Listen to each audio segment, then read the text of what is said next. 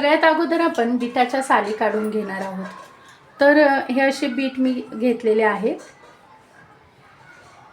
तर हे असं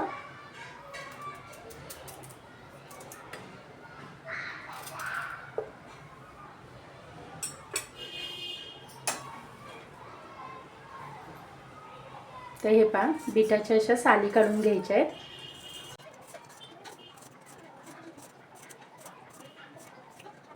ह्या सर्व बीटांच्या अशा साली काढून घेते आणि नंतर आहे ना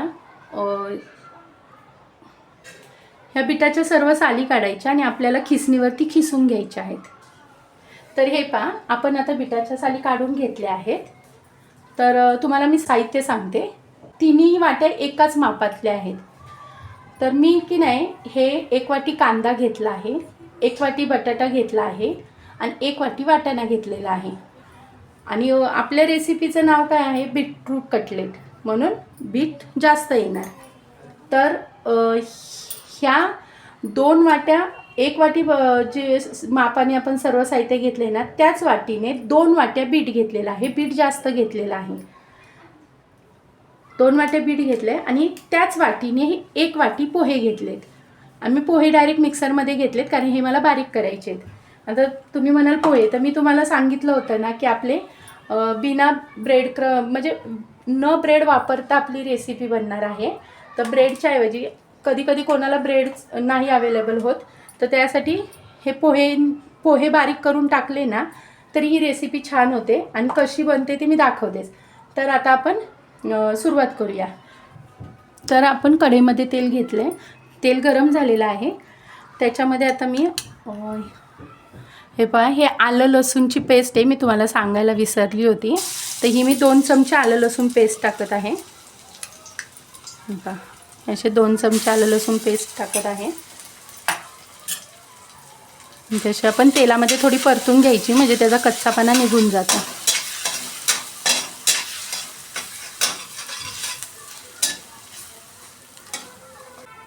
मी कांदा टाकते.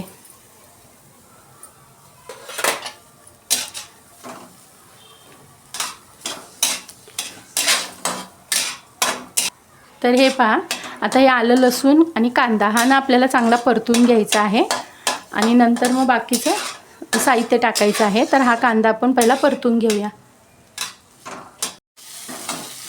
तर हे पहा, आपला कांदा आता परतून झाला आहे. आता ह्याच्यामध्ये मी वाटाणा टाकते.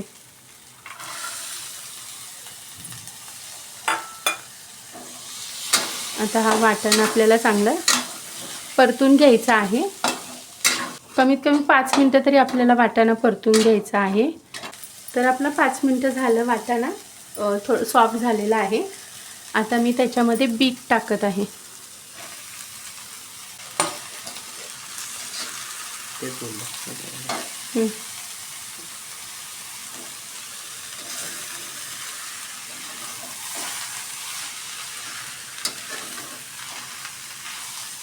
आता हे बीटसुद्धा आपल्याला 5 मिनटं चांगलं परतून घ्यायचं आहे. आणि बीट चांगलं म्हणजे असं हे पाणी राहिलं नाही पाहिजे. बीटला पाणी सुटतं ना, त्याच्यामध्ये ज्यूस असतो, तो सुकला पाहिजे, तो राहिला नाही पाहिजे. नंतर मग त्याच्यात मसाले टाकायचे. अगोदर त्यातलं आपल्याला सर्व पाणी आटवून घ्यायचं आहे.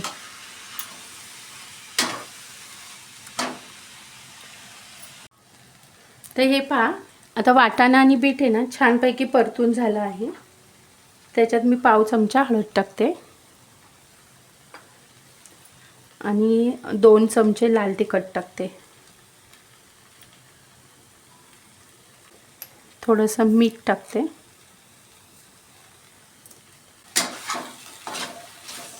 आणि हे सर्व असं एकत्र मिक्स करून घ्यायचं. बटाटा आता मी टाकणार नाही आहे. हे जेव्हा मिश्रण सगळं थंड होईल ना तेव्हाच मी बटाटा टाकणार आहे. कारण आता ह्याच्यात जर गरम ह्याच्यात बटाटा शिजवलेला आहे ना, गरम ह्याच्यात बटाटा टाकल्यामुळे कटलेट व्यवस्थित बनणार नाहीत. त्यामुळे बटाटा मी आत्ताच नाही टाकणार आहे. मिश्रण थंड झाल्यावरती टाकणार आहे. तर आता आपलं मिश्रण थंड झालं की आपण कटलेट बनवायला घेऊया. मी कोथिंबीर टाकायची विसरली होती. आता आपण कोथिंबीर टाकूया. कोथिंबीरमध्ये माझा हात थोडा सैल असतो, कारण कोथिंबीर ही माझी फेवरेट आहे म्हणून. हे पहा, आता आपलं हे मिश्रण थंड झालं आहे, तर त्याच्यामध्ये मी बटाटा टाकून घेते.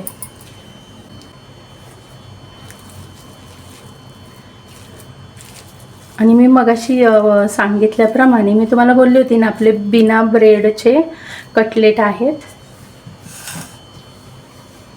तर हे पहा, मी जे पोहे दाखवले होते ना तुम्हाला, त्याची मी अशी पावडर करून घेतलेली आहे मिक्सरमध्ये. लगेच होते आणि कच्च्याच पोह्यांची केलेली आहे, त्याला काही हे नाही केलेलं आहे, भाजले वगैरे काय नाही, कच्च्या पोह्यांची पावडर आहे. टेस्टमध्ये काही फरक पडत नाही. हे कसं बाइंडिंगसाठी फक्त असतं, की आता आपलं बीट आहे ना, त्याला रस असतो, ते थोडं सॉफ्ट बनतं ना, मग त्याचा फक्त असं गोळा बनण्यासाठी आपल्याला ते टाकायचं असतं. आता हे पोह्याचं हे कसं आहे, ते सगळं शोषून घेणार त्यातलं पाणी. तर हे पहा, आपला गोळा तयार झाला आहे. आता मी तुम्हाला नाहीचं कटलेट बनवून दाखवते. हे पहा, हे जेव्हा मिश्रण आहे ना, असं आपण हातावरती घेतल्यानंतर ना, हे पहा असा गोळा तयार होतोय की नाही, कुठे तुटत नाही आहे. आणि असा थोडा असा गोळा करायचा आणि असा हातावर थोडा प्रेस करायचा. जास्त पातळ नाही करायचं, थोडं जाड ठेवायचं, कारण आपल्याला नंतर ते फ्राय करायचं आहे म्हणून. हे पहा, किती छान कटलेट बनलं ना. हे पहा, आणि मी असे छोटे छोटे बनवले, जास्त मोठे नाही बनवले. छोटे दिसायला किती छान वाटतात, खातानाही छान वाटतात, त्यामुळे असे छोटे छोटे. तुम्हाला हवे तर तुम्ही मोठे बनवू शकता. तुम्हाला ना मी अजून एक शेप दाखवते कटलेटचा. बाहेर बघा ते मिळतात असे ओव्हल शेपमध्ये असतात, तर तसंही आपण एक बनवून दाखवते तुम्हाला मी ओव्हल शेपमध्ये.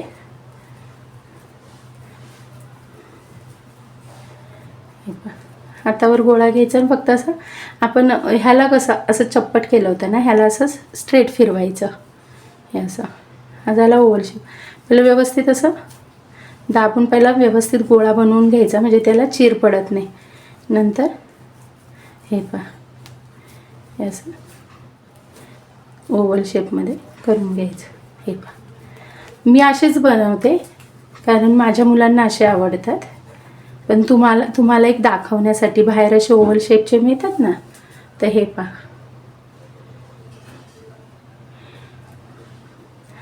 तर आता मी अशा प्रकारे सर्व कटलेट बनवून घेते आणि नंतर आपण मग डीप फ्राय करूया.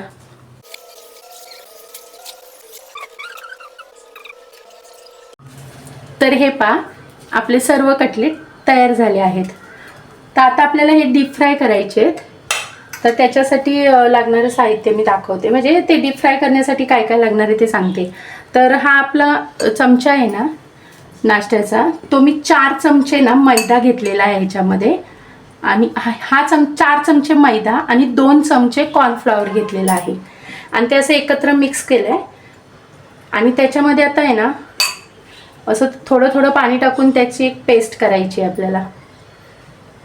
एकदम पाणी ओतायचं नाही, असं मिक्स करत करत बघायचं. आणि हे सर्व मी करते तोपर्यंत मी इकडे कढईवरती तेल गरम करायला ठेवलं आहे. कढईमध्ये असं काही नाही आहे की डीप फ्राय केले पाहिजे, शॅलो फ्राय केले तरी चालतात, पण मी आज डीप फ्राय करणार आहे. असं थोडं थोडं पाणी टाकून हे आपल्याला मिक्स करून घ्यायचं आहे. हे जास्त घट्टही नाही करायचं आणि एकदम पातळही नाही करायचं, मी तुम्हाला दाखवते.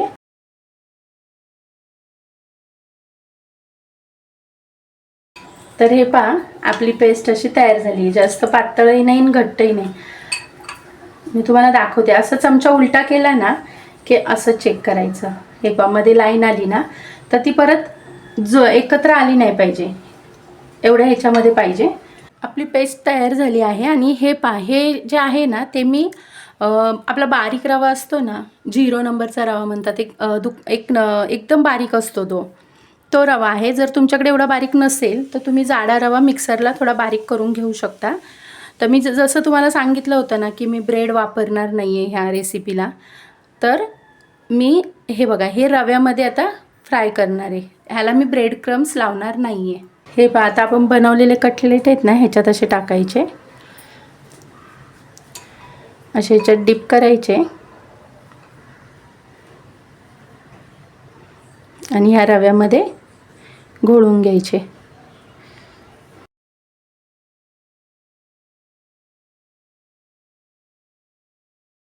हा रवा आपला त्याला चिकटावा ना, म्हणून ते कॉर्नफ्लॉवर आणि मैद्याची पेस्ट केलेली आहे. तेलात सोडल्यावरती कधी कधी काय होतं, सगळं ते वरचं कोटिंग आहे ना तेलामध्ये जातं. तर हे पहा, आपले सर्व कटलेट तयार झाले. आता आपण हे डीप फ्राय करून घेणार आहोत. हे पहा, आपण आता डीप फ्राय करून घेतोय. मी तेल तापायला ठेवलं होतं, तुम्हाला सांगितलं होतं ना.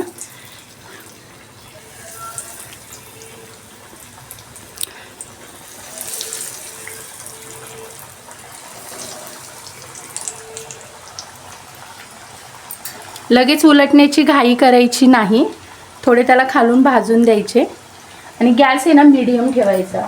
एकदम स्लो गॅसवर नाही हे ठेवायचे, नाहीतर ते कसं फुटण्याची शक्यता असते. म्हणून मीडियम गॅसवरतीच ते फ्राय करून घ्यायचे. आता हे सहज उलटता येत आहेत.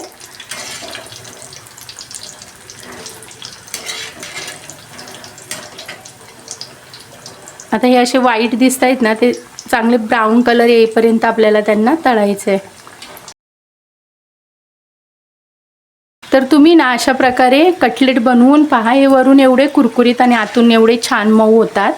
मुलं बीट खायला मुलांना आवडत नाही, मुलांना काय मोठ्यांनाही आवडत नाही, सर्वच खातात असं नाही. त्यामुळे असे करून खाऊन पहा, खूप टेस्टी लागतात. तुम्हाला वाटणार पण नाही की हे बीटचे कटलेट आहेत. आणि एकदम साधी सोपी पद्धत आणि खायलाही खूप टेस्टी लागतात आणि जास्त वेळही नाही लागत. आता आपल्या कटलेटचा कलर चेंज होत चालला आहे. पहिला किती वाईट होता बघा, आता ब्राऊन होत चालला आहे. आणि अगोदरच आपण बीट आणि वाटाणा हे सगळं वाफलवून घेतलेलं ना, त्यामुळे स्लो गॅसवरती डीप फ्राय करायची गरज नाही, कारण आपण सगळ्या वस्तू शिजलेल्या आहेत. तुम्ही शॅलो फ्रायसुद्धा करू शकता. तर हे पहा, आपले कटलेट तळून झालेत. हे पहा, तुम्हाला ह्याच्यातच आवाज येत असेल ना किती कुरकुरीत झालेत. हे वरून एकदम असे कुरकुरीत आणि आतून एवढे मऊ आहेत ना, आणि हे बघा आवाजच किती कुरकुरीत येते. तर मी बाकी सर्व कटलेट आता तळून घेते. जर तुम्हाला माझी रेसिपी आवडली असेल तर माझ्या व्हिडिओला लाईक करा, शेअर करा आणि माझ्या चॅनलला सबस्क्राईब करा. Bye bye.